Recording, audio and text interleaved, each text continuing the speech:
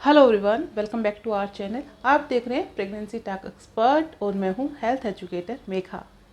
So friend, आज हम बात करने वाले हैं टर्मिनेशन पे, प्रेगनेंसी टर्मिनेशन पे, यानी मिसकैरेज गर्भपात पे। देखेंगे कि गर्भपात क्या होता है, क्यों होता है गर्भपात, और जब ये गर्भपात होता है सो कौन कौन से शरीर में बदलाव आते हैं, लक्षण आते हैं, और इसके जो मुख्य कारण है, किन वजहों से महिलाओं में गर्भपात देखने को मिलता है। सो फ्रेंड, मिसकैरेज को लेके महिलाओं का बहुत सारे सवाल आते हैं। सो आज हम डिटेल से बात करेंगे कि मिसकैरेज क्या होता है, बॉडी में कौन कौन से लक्षण आते हैं, साथ ही देखेंगे किन कारणों की वजह से ये ज़्यादा होती है। तो चलिए फ्रेंड, स्टार्ट करते हैं आज का हमारा वीडियो। आई होप आपको इससे काफ़ी कुछ सीखने को मिलेगा। सो प्लीज़ इस वीडियो को पूरा देखें विदाउट स्किप किए हुए, ताकि आपको जो इन्फॉर्मेशन है वो सही मिल सके। तो चलिए फ्रेंड, स्टार्ट करते हैं आज का हमारा वीडियो। सो फ्रेंड, अब देखते हैं कि मिसकैरेज क्या होता है, गर्भपात क्या होता है, मिसकैरेज क्या होता है, और प्रेगनेंसी टर्मिनेशन जिसको बोलते हैं वो क्या होता है। तो फ्रेंड, यदि 20 सप्ताह से पहले या 4 महीने से पहले अगर भ्रूण स्वयं ही खत्म हो जाता है, डेड हो जाता है, तो उस कंडीशन में मेडिकल टर्म में इसको मिसकैरेज कहा जाता है, गर्भपात कहा जाता है। देखा जाए तो फ्रेंड, जो 20 सप्ताह है उससे पहले पहले जिनको भी महिलाओं को टर्मिनेशन होता है, जिन भी महिलाओं को गर्भपात होता है, तो वो 4 महीने से पहले पहले, अधिकतर केसेस 4 महीने से पहले ही टर्मिनेट होते हैं। कुछ ऐसे केसेस होते हैं जो 4 महीने के बाद में अगर गर्भपात होता है तो उसको लेट मिसकैरेज कहा जाता है। ओके। अब देखेंगे फ्रेंड कि जो मिसकैरेज है वो उसके होने के क्या क्या कारण है, किन रीज़न की वजह से महिलाओं में मिसकैरेज होता है वो ज़्यादा होता है। क्योंकि इन दिनों में फ्रेंड देखा जा रहा है कि जो मिसकैरेज की जो संख्या है वो ज़्यादा बढ़ रही है। ओके। हम देखेंगे किन कारणों की वजह से महिलाओं में मिसकैरेज ज़्यादा होता है। सबसे मेन कारण होता है, मेन रीज़न होता है वो ये होता है कि महिलाओं की एग का और स्पर्म की जो क्वालिटी है वो अच्छी ना होना।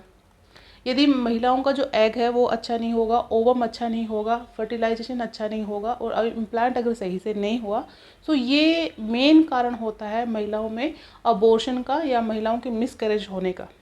यदि प्रेगनेंसी ही सही से इम्प्लांट नहीं होगी, अच्छा अगर कमज़ोर एग होगा और कमज़ोर ही स्पर्म होगा, तो वहाँ पे जो प्रेगनेंसी है वो आगे तक सर्वाइव नहीं कर पाती है।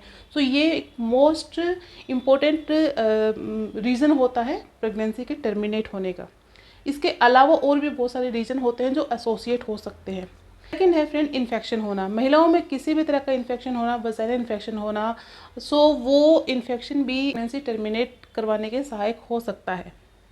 महिलाओं में थायराइड होना, या फिर उनको साथ साथ में शुगर होना, इंसुलिन रेजिस्टेंस की प्रॉब्लम होना, मेडिकल कोई कंडीशन होना, ये भी एक प्रकार से यहाँ पे भी जो मिसकैरेज है उनके चांसेस होने के चांसेस हाई रहते हैं। नेक्स्ट वन है फ्रेंड, हार्मोनल इम्बैलेंस। जिन महिलाओं में हार्मोन इम्बैलेंस है, प्रोजेस्टेरोन, एस्ट्रोजन अगर उनमें ज़्यादा या कम है, वहाँ पे भी महिलाओं की जो प्रेगनेंसी टर्मिनेशन है उनके चांसेस हाई रहते हैं।